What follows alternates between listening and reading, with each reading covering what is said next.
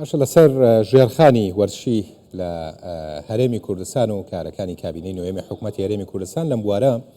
من میوانێکم هەیە سەردار ئیسماعیل بەڕێوەبەری گشتی وەرزش لە وەزارەتی ڕۆشنبیری و لاوان کاک سەردار بەخێر بێن بۆ ستۆدیۆی کوردستان. زۆر سپاس ئەو کاتی تۆ بینەران باش. سەرەتا بەرلامو شتێک دەمەوێت پیرۆزبایی خۆم ئاراستەی دەستەی کارژێڕی و هاندەرانی یانەی دۆ بکەم، هەروەها پیرۆزبایی لە یانەی زاخۆش دەکەم چکە هەردوویانە یانەی کوردین، ئێمە شانازیان پێوە دەکەین سەرڕای ئەو بارودۆخ و ئەو قەیرانەی بەسەر ئێمەدا سەپێنراوە، بەڵام پیشانیاندا کە کوڕانی کوردیانەکانمان پێشەنگن لە وەرزشدا. زۆر باشە. پێشەوەی لەگەڵ هاوکارمان لە دهۆک قسە بکەین لەسەر و ئامادەکاریانەی بۆ ئاهەنگی سەرکەوتنیانی دهۆک ئامادەکراوە. من ڤیددیۆواڵێکم هەبوو لەگەڵ راپۆرتێکە هاوڕێیان ئامادەیان کردبوو ئاماژیان بە هەموو ئەو پرۆژە و کارانەی حکوومەت لە کابینەی نۆیەمدا دەکرد کە چۆن هەوڵی داوە بە پێی و توانایی کە هەیە خزمەت بە بواری وەرش و ژێرخانی وەرچی لە هەرێمی کوردستان بکات. پێت وایە ئەم هەوڵانەی کابینەی نوێمی حکوومەتی هەرێمی کوردستان چەند توانیویانە شوێنی خۆیان بکرێت؟ ئێستا من ئاماژەم پێکرد لەوانەیە بڵێن ئەو بایەخدانە وەکو پێویست نەبێ، بەڵام ئەگەر بە شێوەیەکی گشتی سەیری بکەین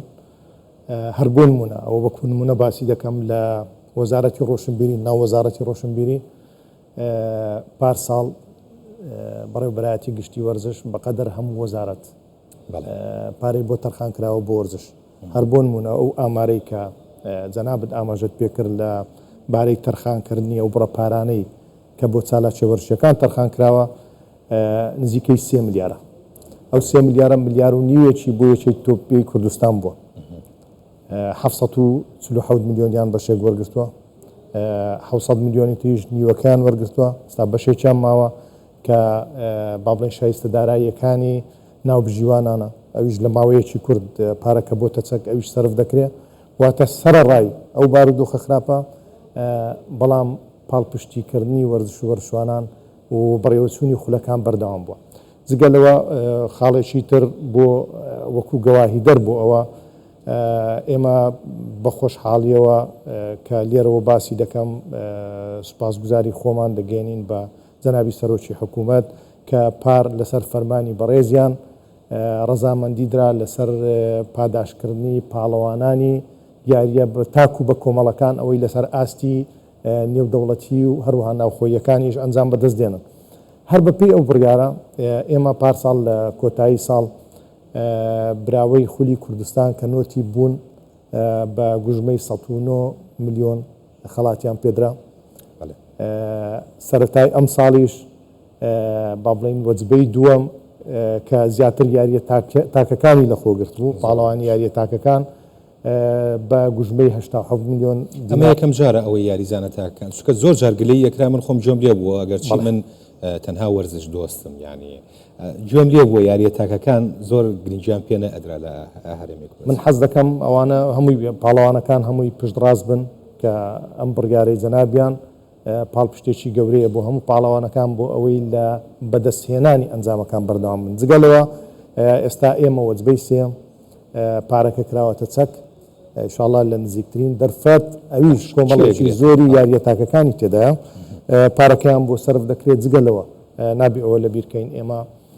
بە هەمان شێوە لەبەرەوەی بەشی وەرشوانە دێرینەکانمان هەیە. لەو کاتەوەی کە من دەست بەکار بووم نزیکەی 2 ساڵ و 7 مانگێکە تاکو ئێستا نزیکەی 250 یاریزانی دێرین وەرشوانی دێرین خەڵات کراون لە پارێزگا و ئیدارە سەربەخۆکان. ئەو پرۆسەیە بەردەوامیش دەبێتن. جگەلەوە تیپە میلیەکان بەشی تیپە میلیەکانیشمان بە هەمان شێوە تیپە میلیەکان پشتگیریان بکراوە لە ڕێی ئەو سنتەرانەی کە تایبەتە بە بەڕێوەبردنی تیپە میلیەکان.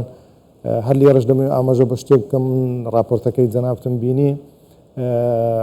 ڕەزامەندی سەرەتایی جەنابیان دراوە لەسەر دروستکردنی شارێکی وەرشی لەسەر 61 دۆنم لە هەولێر کە هەموو پێکاتە وەرشیەکان لە خۆی دەگرێتەوە. دەتوانین ئێمە بەدڵنیاییەوە بڵین ئەو کات هەر وەکو چۆن ئێستا هەرێمی کوردستان و بە تایبەتی هەولێر ناوەندی بەڕێوەبردننی چالاکیەکانی عێراقیشە ئەو کات ئێمە بەدڵنیاییەوە دەتوانین هەر چالاکێکی نێودەوڵەتی هەبێ لێرە بەڕێوە بچێ هەر لە شاری هەولێر ئێمە بە خۆشحاڵیەوە پارساڵ بە پاڵپشتی نووسینگەی جەنابی سەرۆکی حکوومەت دوو یاریگای تایبەت بە تێنسی زەرزەوی نۆژەن کرا و تەرخان کراوە ئێستا بۆ فدراسیۆنەکە دوو یاریگای تریشیان بۆ ئیزافە دەکرێت بۆی بتوانن پاڵەوانێتی نێودەوڵەتیەکان لە شاری هەولێر بەڕێوە باشە زۆر جار گلەی ئەوە کرا زیاتر تەرکیز لەسەر تۆپی پێ و ینی چەند بابەتێکی دیاری کرا و کراوە ئەکرێت بڵین لەم کابینەیەدا بە هەموو شێوازەکانی وەرزشەوە گرنگی پێدراوە وەک ئەوەی تۆ باسیەکەی ئێسامە کردنەوەی کۆمەلگایەکی وەرشی گرنگە چونکە هەنێ لەو وەرزشوانانە بە تایبەتی لە وەرشە تاکەکان زۆر جاگلیانەکە کە هۆڵیان نییە تەنانەت مەشقیشی تیا بکە من دەمەوێت لێرەوە ئەو پشتڕاست بن کە ئەگەر بارودۆخەکە لەبار بێتەوە ئەو بودجەی کە تەرخان کراوە بێتە بەردەست بە دڵنیاییەوە هەموو جۆرە وەرشەکان باخیان پێ دەدرێت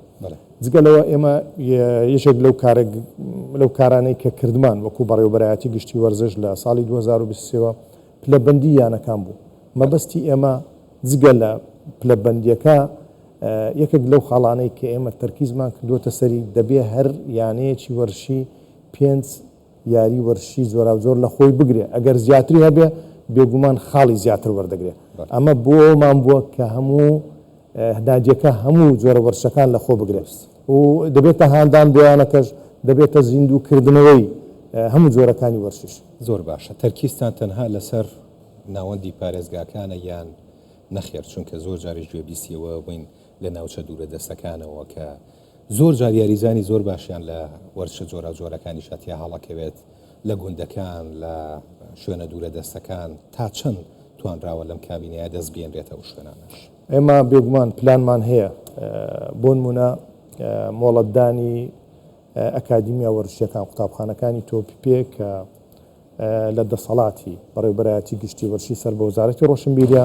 هەوڵمانداوە لەو شوێنانە ئەو ئەکادیمیانە خەڵکێکی پرۆفشناڵ بەڕێوەی بن و دەبێتە هاندانیش بۆ لاوەکان باشە